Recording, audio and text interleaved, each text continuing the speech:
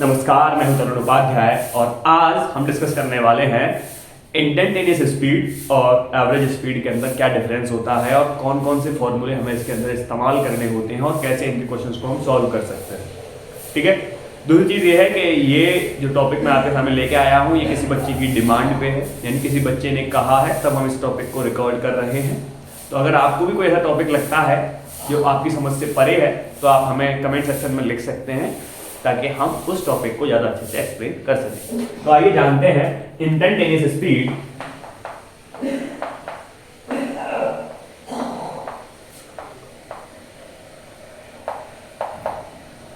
And average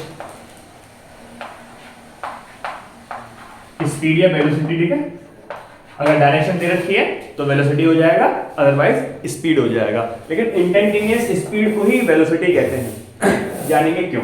देखो, इसे कहते हैं तात्क्षणिक वेग और इसे कहते हैं औसत। देखिए, ये आपको मैं आपको एक स्टोरी सुनाता हूं और जैसे ही मैं आपको स्टोरी समाप्त कर दूंगा, यानी स्टोरी खत्म कर दूंगा, आपको समझ में आ जाएगा इंस्टैन्टेनियस स्पीड और एवरेज स्पीड में क्या अंतर होता है। देखो, एक लड़का है कल्लू। ठीक है, कल्लू जो है वो बस से कहीं जाना चाह रहा है अपने गांव। ठीक है, और उसके गांव का नाम है टिल्लू। कल्लू जो है टिल्लू जा रहा है, टिल्लूपुर कर लेते हैं। ठीक है, एक कल्लू है लड़का, ये कल्लू बना लेते हैं हम। ठीक है, बड़ा खुश है ये। और ये जो कल्लू है ये कहाँ जा रहा है? बस से टिल्लूपुर जा रहा है। ठीक है, यहाँ पे ड्राइवर बैठा हुआ है जो बस को चला रहा है। ठीक है, अब होगा क्या? कल्लू बैठ जाएगा। अब मान लीजिए कल्लू को जो टिल्लूपुर जाना है उसके बीच की जो डिस्टेंस है वो मान लीजिए कि आप 200-300 मान लीजिए। ठीक है, 300 किलोमीटर। अब कल्लू जो है बस में बैठा है, सुबह 8 बजे बैठ गया है। मेरी बात समझ रहे हैं? कल्लू को टिल्लूपुर जाना है और उसके घर से टिल्लूपुर जो है कितने 300 किलोमीटर दूर है। कल्लू जो है सुबह 8 बजे बस में बैठ गया है।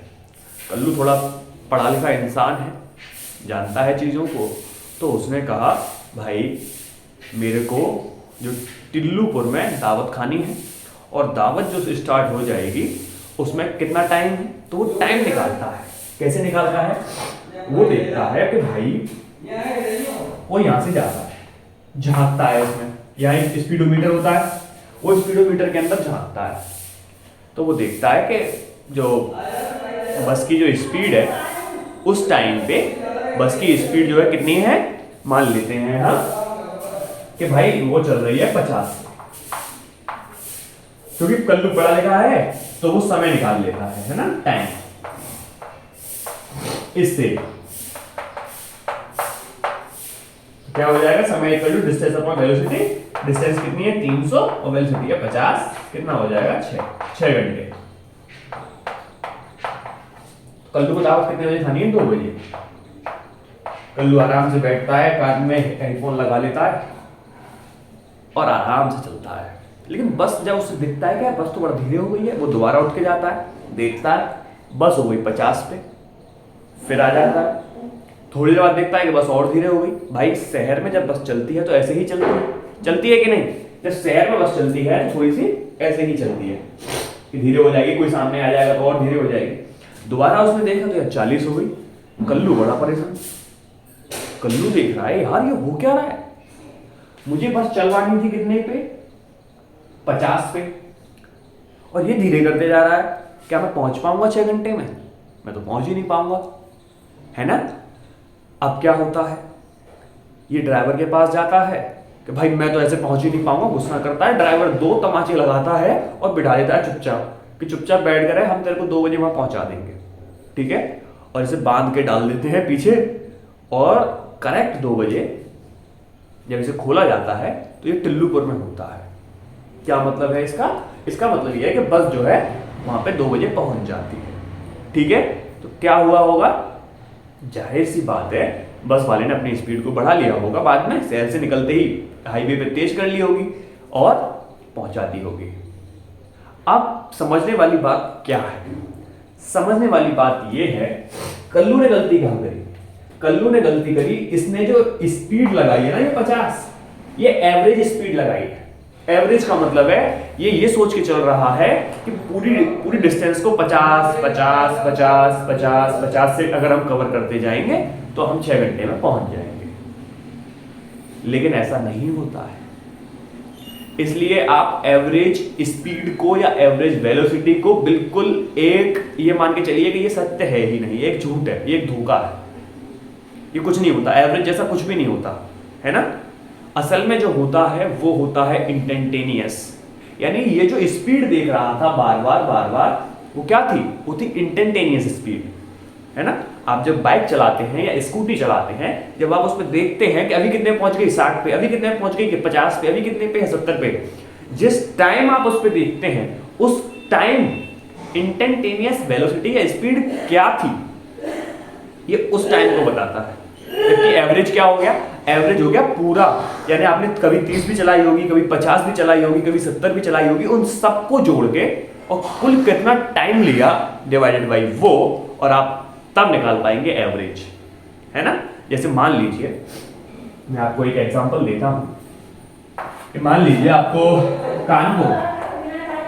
कानपुर से लखनऊ जाना है, ठीक है। मुझे एग्जैक्टली डिस्टेंस तो याद नहीं है, लेकिन मैं मान लेता हूं कि 100 किलोमीटर है, ठीक है। कानपुर से कहां जाना है? लखनऊ जाना है। अब कोई आप में से ही कोई है जो बाइक से जाना चाहता है। बाइक से उसने क्या किया कि पहली जो स्पीड है वो तो चलाई 40 से, यानी आधी 50 किलोमीटर तो चलाई 40 से, और जब उसे लगा कि मैं लेट हो रहा हूं फिर उसने कर दी 60, ठीक है। 1 घंटे चलाई 40 से और 1 घंटे चलाई 60 से, ठीक है। अगर अब हम इसकी एवरेज स्पीड निकालने की कोशिश करें तो एवरेज स्पीड क्या होती है? Total distance upon total time. 50 किमी पर आवर, 50 किलोमीटर पर घंटे की स्पीड आ गई। आप मुझे बताओ, क्या उसने 50 चलाई? 40 और 60 चलाई, 50 चलाई क्या? नहीं चलाई ना, तो एक झूठ हो गया ना। 50 चलाई है नहीं उसने बिल्कुल भी, और एवरेज निकल के आ रही है 50। यानी अगर ये कल्लू जैसे आदमी को जब बताएगा कि मैं 2 घंटे में यहाँ आ गया हूं, तो उसके दिमाग में क्या आएगी कि तू भाई 50 से लाया होगा, है कि नहीं। लेकिन ऐसा नहीं है, उसने अपने इंस्टेंटेनियस स्पीड को कभी 40 रखा है, कभी 60 रखा है। मेरी बात समझ रहे हैं? इंस्टेंटेनियस स्पीड होती है जब आप उस टाइम पे स्पीड नापते हैं, और एवरेज होती है पूरी जर्नी में आपने कितनी वेलोसिटी चेंज की, उससे कोई मतलब नहीं है। यानी टोटल डिस्टेंस कितनी कवर करी है और कितना टाइम आपने लिया है, बस, ठीक है ना। तो ये होती है एवरेज स्पीड। फॉर्मूले अलग अलग हैं। इंस्टेंटेनियस के लिए हम हमेशा d/dt का इस्तेमाल करते हैं। इंस्टेंटेनियस स्पीड के लिए dv/dt, क्यों? क्योंकि हमें निकालना है छोटा, बहुत छोटे के लिए हम इंस्टेंटेनियस स्पीड का इस्तेमाल करते हैं।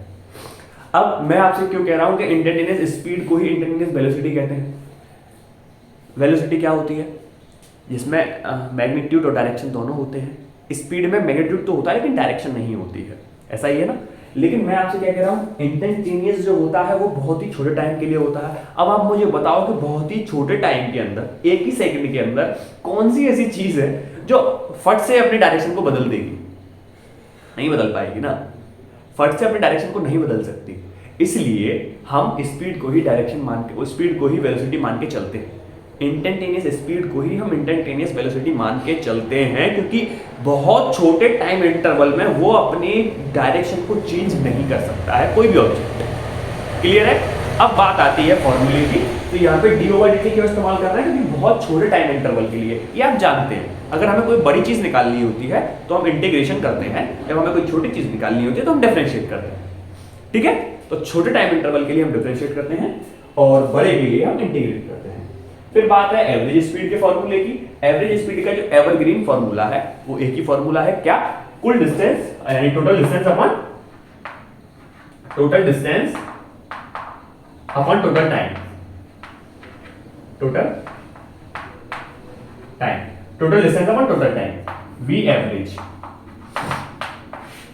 अब इन्हीं फॉर्मूला को बार बार तोड़ मरोड़ के, जैसे मान लीजिए कोई जैसे एक कल्लू को मान लो, कल्लू बाइक से जा रहा है और v1 वेलोसिटी से t1 यानी t1 टाइम के लिए v1 वेलोसिटी से और t2 टाइम के लिए v2 वेलोसिटी से जाता है।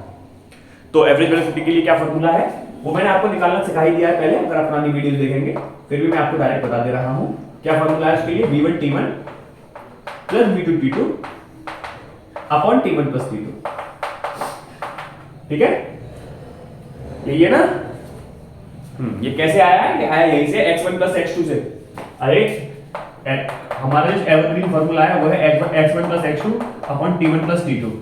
तो हम कह रहे हैं t1 टाइम के लिए v1 से और t2 टाइम के लिए v2 से। x1 और x2 नहीं दे रखे, तो x को बदल दो, x को बदल दो किससे? इस वाले फॉर्मूले से। इससे x इक्वल टू क्या हो जाएगा? vt, मैंने vt को लिखा है, ठीक है। दूसरा फॉर्मूला क्या है? दूसरा फॉर्मूला है कि आधे रास्ते के लिए v1 वेलोसिटी से और आधे रास्ते के लिए v2 वेलोसिटी से। इस बार टाइम नहीं दे रखा, टाइम को हटा दो, ऊपर तो x1 प्लस x2 रहने दो, x1 प्लस x2, लेकिन टाइम नहीं रखा तो टाइम को बदल दो, x अपॉन v यानी x1 upon v1 plus x2 upon v2, ठीक है। फिर इनके अलग अलग कंडीशंस हैं कि अगर सेम टाइम है तो v1 प्लस v2 अपॉन 2 आ जाएगा, और सेम डिस्टेंस है तो क्या आ जाएगा? 2v1 v2 upon v1 plus v2, ठीक है ना। तो उसमें कुछ नहीं है, बराबर रख देंगे, वो कट जाएगा। तो ये है एवरेज स्पीड और इंस्टेंटेनियस स्पीड के बीच का जो डिफरेंस है। कहीं जाइएगा नहीं, क्योंकि बहुत जल्द यानी कुछ 2-3 दिन के अंदर हम ट्रिक्स लेके आ रहे हैं, हर क्वेश्चन को चुटकियों में कैसे सॉल्व करते हैं, इनकी भी हमारे पास ट्रिक्स है। अभी थोड़ा सा व्यस्त हैं, एक परेशानी खत्म नहीं होती और दूसरी शुरू हो जाती है। जैसे ही हम फ्री होंगे आपके लिए बहुत ज़बरदस्त ट्रिक्स लेके आएंगे, क्वेश्चंस की प्रैक्टिस कराएंगे। तो हमारे साथ बस जुड़े रहिए, सपोर्ट करते रहिए हमें, और वीडियो को लाइक जरूर कर दीजिएगा, क्योंकि अभी हमें पता चला है कि वीडियो को लाइक कर देने से वो ज़्यादा रीच पे पहुंच जाती है। तो लाइक कर दीजिएगा, चाहे आपको पसंद ना आए फिर भी, ठीक है। मिलते हैं नेक्स्ट वीडियो में एक नई कंसेप्ट के साथ। अगर आपको कोई कंसेप्ट समझ में नहीं आ रहा है तो आप कमेंट सेक्शन में हमें पूछ सकते हैं। गुड बाय, मिलते हैं नेक्स्ट वीडियो में।